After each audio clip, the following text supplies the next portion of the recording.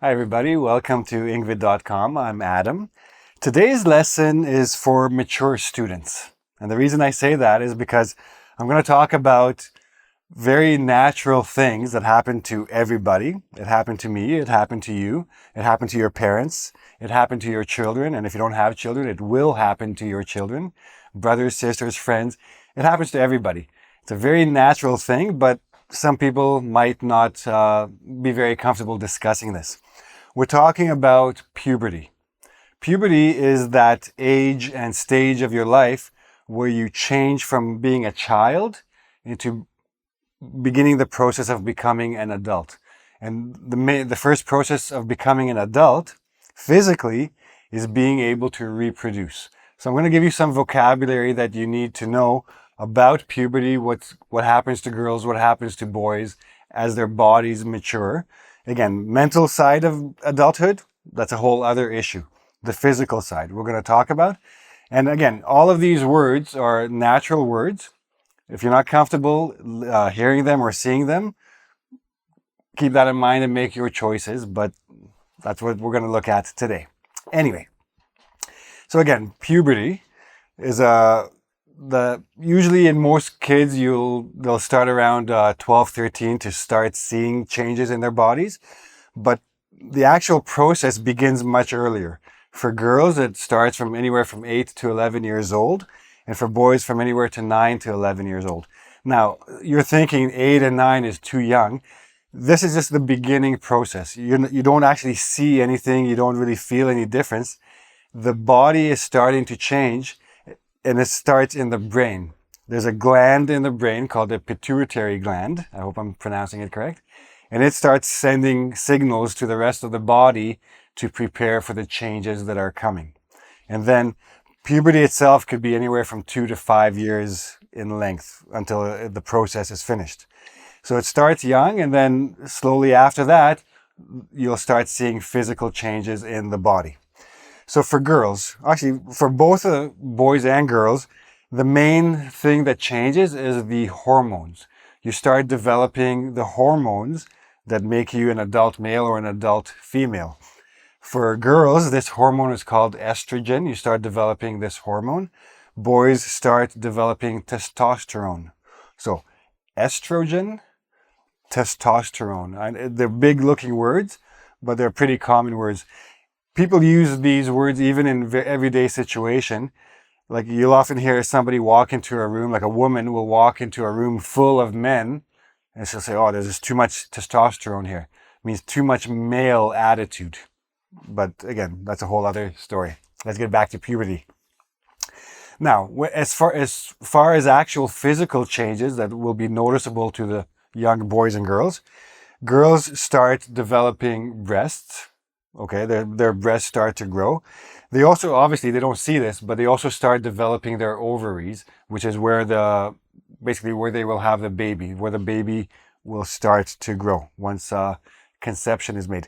Now, if you want to learn about conception a little bit more, I actually made a video about having a baby.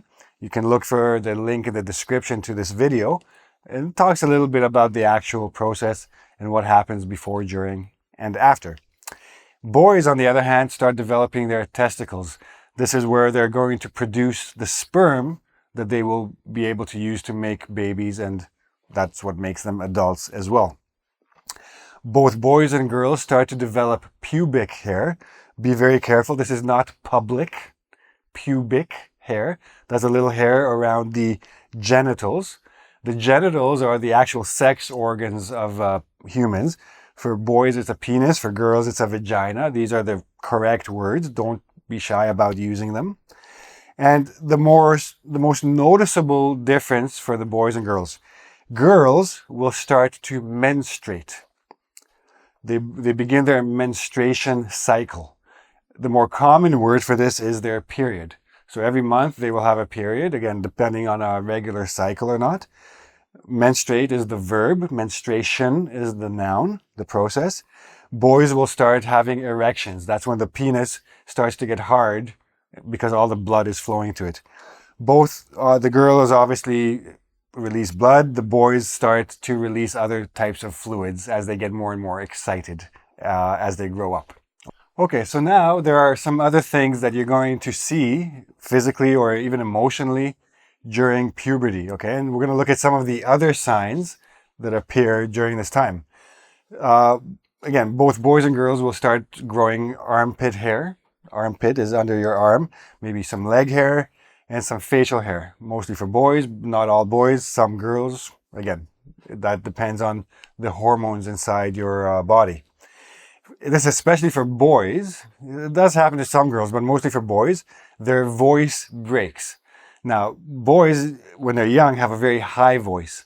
And then suddenly, during puberty, it starts to crack, and they're very uneven tone of voice. And then it starts getting deeper and deeper until it's finally set, and they have their deeper male voices. That's called a voice breaking, or sometimes their voices crack, we say. A lot of young people have acne. Acne are like the little red dots on your face that happen during this time of your life. Again, that's all based on hormones. You could get treatment for it, but it's a natural part of it. Some kids have it much worse than others. If it's a source of embarrassment or shame or whatever, it shouldn't be, but kids are kids. Oh, a very common expression, a very common proverb. We say, children can be cruel. So children can be very cruel to each other, but this is also part of their growing up and becoming adults. Unfortunately, puberty is a very hard time of life to go through, I think, for everybody. So anyways, there's muscle growth. Again, both boys and girls will start developing muscles. Boys generally a bit faster than the girls.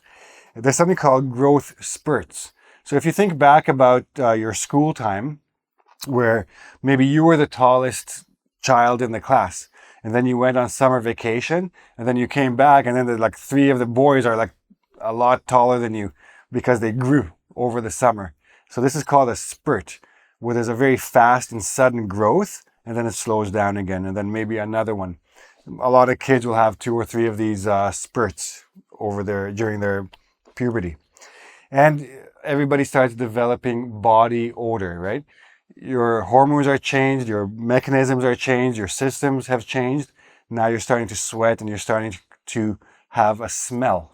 And again, it's a natural smell, but a lot of kids start using antiperspirants, deodorants, maybe some cologne and perfume, although not recommended.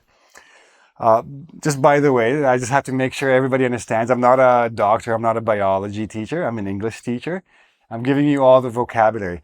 It's very important that if you want to know more about all of this, and if you want more specific details, you should do your own research. You should go ask your doctor what is happening with your child, etc. I'm just giving you the basics so that you can have that conversation in English. So I hope it helps a little bit. Now, a few other things to keep in mind about puberty. We have an idiom or an expression that's called talking about the birds and the bees. Now, this is a very old-fashioned expression, but people still use it now just for fun, I think, more than anything else. The birds and the bees, it's time to talk to your child about how babies are made, about sex, basically. What they should do, what they shouldn't do. You have to be careful. You have to do this. You have to do that. How to treat a woman, how to treat a man, etc. But basically, it's sex education. Now, sex education is part of many schools' curricula. Some schools are against it. Some schools are for it. Some parents are against it. Some parents are for it. It all depends on the school and the area you're in. But if the school doesn't do it, it's very important that parents talk to their children about sex and before there's a problem, right? Teenage pregnancy is a big problem in many countries. So that comes from lack of education. Puberty is also a time of discovery, a time of self-discovery, where a child learns about his or her body, about what he or she likes, the type of people he or she is attracted to, the type that they develop for themselves.